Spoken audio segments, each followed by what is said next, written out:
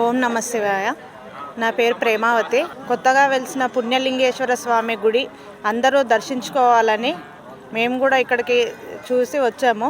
మాకు కూడా ఇక్కడ చాలా బాగా నచ్చింది. ఇక్కడ బయట అంటే ఏ గుడిలో అలా ఉండదు. ఇక్కడైతే కాలు కడిగే విధానం కానీ, ఇక్కడ బొట్టు పెట్టే విధానం కానీ చాలా బాగుంది.